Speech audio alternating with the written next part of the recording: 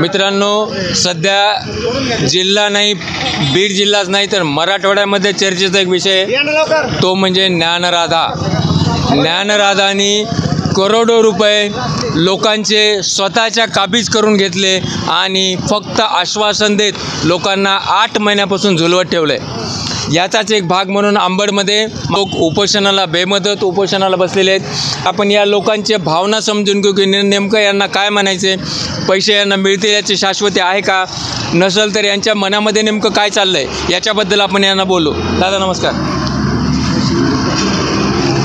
किती पैसे तुमचे? 1.5 लाख रुपये. 1.5 लाख रुपये. काय झालं, कुणाला बोलणं झालंय का परत? नाही काय देतो म्हणते देत नाही. कोण म्हणते देतो म्हणून? कुठे मॅनेजर बरोबर मॅनेजर बरोबर देऊ म्हणतो. कधी देऊ सांगतो 25 तारीख 26 तारीख ते तारखा बदली तू निसत्यान. अच्छा दादा, तुमचे किती आहेत? 13 लाख. 13 लाख रुपये आहेत. कशासाठी ठेवले होते बँकेत? नातीचे लग्न करताना. नातीच्या लग्नासाठी ठेवले होते. मग लग्नाचं काय झालं? लग्न केलं पण पैसे कुठे दिले? लग्न कसं केलं? लोकांची कर्ज उचललं 4 लाख. तर आपले किती पैसे आहेत? 4 लाख. 4 लाख रुपये. हा. कधी केले होते जमा? 3 वर्षापासून तिकडे जमा केलेलेच होते. हा. आता घ्यायचे तर त्याने दिले नाहीत. माझे पेन्शनचे पैसे सर, मी रिटायर पेन्शन वरिष्ठ हा. लिपिक होतो. हा. पाटबंधारे खात्यामध्ये. हा. तर मी माझे पैसे घेतले तिथं टाकले तर तिथं सारं मी सध्या म्हणजे मला असं होतं की फार बोलता सुद्धा येत नाही. तुम्ही हो, आता ते जाणवतंय तुमच्या याच्यात. हो, म्हणजे बोलण्यात तुम्हाला दिसतं की मी माझी परिस्थिती काय जाणवतंय. मी इथं येतो, या लोकांना वाटतं असं तसं, पण मला कसं आहे, मी माझे चिंतित आहे सर. माझा पैसा यायला काय यायला, मी त्याच्यामध्ये जास्त व्यस्त झालो सर. माझे मुलाचं लग्न व्हायचं, माझी परिस्थिती माझी अशी अवघड आहे, फार अवघड आहे सर. मग याच्यासाठी आपण कुठं बोललो नाहीत का? का कुठं बोला आता इथं हे सर आहे, या सरच्या मागं जातो मी सर. दुसरं काय जाऊ, कुठं जाऊ? अच्छा. सर, सुरेश कुटेला अटक करा, अटक करा. बरोबर आहे ना. हां. कारण माझे वैयक्तिक 2,10,000 रुपये बरं मी या मुलीच्या लग्नासाठी टाकलेले आहे. बरं. तर ते सुरेश कुटे स्वतः समोर येत नाही. तो बँकेचे कर्मचारी पाठवतो आणि सांगतो, कर्मचारी सांगते की आम्ही 8 दिवसात देऊ, जेवढे उपोषण करते ना त्याला पूर्ण पैसे देऊन टाकू. म्हणजे फक्त उपोषण करते, जे उपोषण नाही त्यांना नाही? नाही त्यांचा विषयच नाही सध्या काही. हां. त्यांचा काही विषयच नाही. पण आम्हाला सुद्धा ते चॉकलेट मारायला लागला, चाटी मारतो आम्हाला हां. की 27 तारखेला देऊ, 28 तारखेला देऊ, आणि तारीख संपून जाती तरी पण आम्हाला पैसे मिळत नाही. अच्छा. MPID अंतर्गत गुन्हे दाखल करा. दादा तुमचे किती पैसे आहेत? भीमराव जाधव. 1.5 लाख आहेत. 1.5 लाख. माझं दुःखद म्हणून पैसे बँकेत ठेवले होते. हां. ऑपरेशन करायचं अटॅकचं. हां. पैसे भेटले ना, अटॅकचं ऑपरेशन केलं नाही. नाही, आता मी दुसऱ्या बँकेत ठेवले होते अगोदर. नाही, ह्याच बँकेत ठेवले. दुसऱ्या होतं ग्रामीणला. हां. आणि लोन काढायला शेतीवर. हां. लोन काढून त्या बँकेत ठेवले. हां. त्यामुळे जावं लागतं तेव्हा काय माहिती. हां. ग्रामीण बँकेत कर्ज असल्यामुळे त्या बँकेत नाही ठेवले. किती वर्षापूर्वी ठेवले होते? 1 वर्ष झालं. 1 वर्ष. त्याच्यावर व्याज वगैरे काही मिळालं का? काहीच नाही मिळालं. बँकच गेली 2-3 ठेवले, 2-3 महिन्यानंतर बँकच गेली. 2-3 महिन्यात बँकच गेली. तुमच्याकडे पैसे ठेवा म्हणून कोणी आलं का? हो, त्यांच्या कर्मचारी आले. कर्मचारी आले. हो. काय म्हणले होते ते? पैसे ठेवा, आमच्याकडे असं व्याज आहे, तसं आहे. कर्मचारी घरी आलते? हो, घरी आलते गावात. कुठे फेसबुकवरून बोलतात, तुम्हाला काय वाटतंय त्याच्याबद्दल? काय बोलणं खरं नाही, ते बोलणं खरंच नाही. बोलतात एक, करतात एक, 4थी-5वी बार आहे, आज देऊ दे देऊ, आज देऊ दे देऊ. एक बार मी दिलेच नाही. अच्छा. फक्त चालू केले पण 10 रुपये 5 रुपये 10 रुपये 5 रुपये दिलेत का कोणाला? 15,000 भेटला. 15,000 भेटले 3 महिन्यात. 15,000 दिले? 3 महिन्यात दिले. अच्छा. त्याच्यासाठी बँकेचा फोन आलता का तुम्हीच बँकेत जाऊन बसले होते? नाही बँकेत टाकून दिले. मॅसेज चालता. मॅसेज आलता? हो. 15,000 रुपये दिले? हो. अच्छा. सगळ्यांनाच दिले का पैसे? नाही कायला भेटले नाही अजून. कायला भेटले नाही. दादा आपलं काय? ज्ञानराधाची ठेव परत करा. हां. तर आम्हाला आमची नोकरी केली, आम्ही एस टी महामंडळामध्ये 25-30 वर्षे. तिकडे पुंजी इकडं टाकून दिली आहे बँकेमध्ये.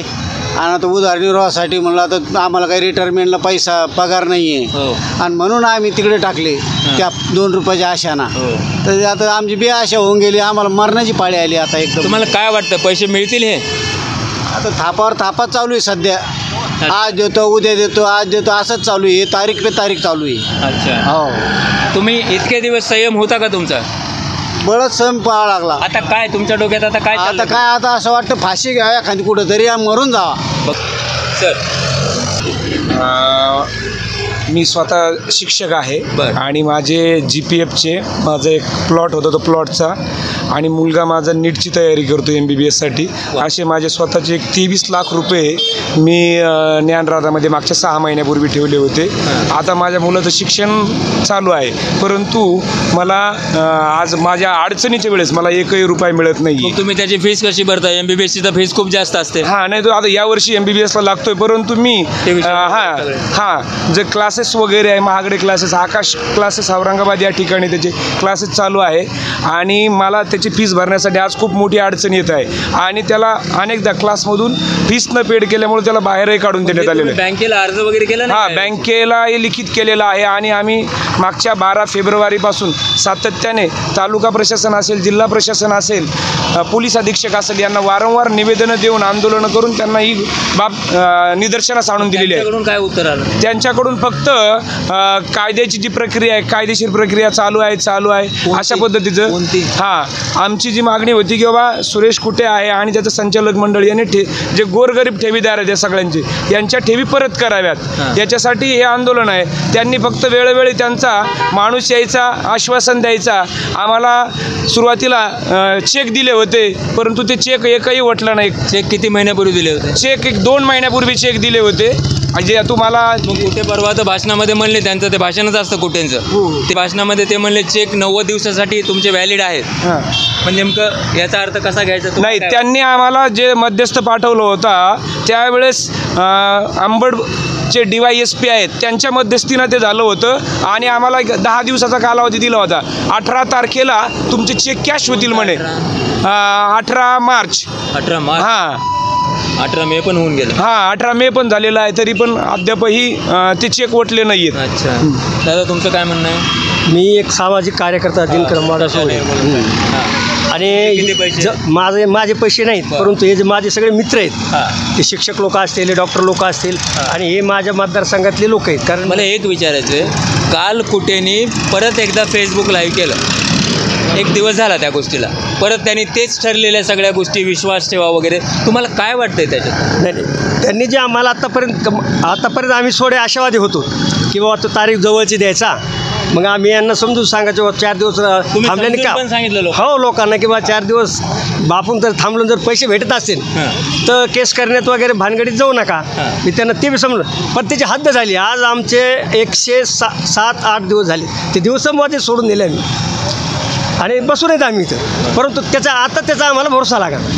कुठंतरी आता काय चाललंय डोक्यात? आता त्यांना आम्ही जाऊन सांगणार होतो की बाबा तुम्ही गुन्हे दाखल करा, परंतु अजून बी काही लोकांना आशा कशी आहे की बाबा पैसे भेटतील म्हणून ते थोडेसे ठीक करतात, परंतु त्याची पैसे देण्याची जर नियत असेल तर त्यांनी सरळ अंबडला यावं. दैनिक लोकप्रश्न आणि महाराष्ट्र न्यूज बुलेटिनसाठी मी डॉक्टर लड्डा सह कॅमेरामन कृष्णा अनपट.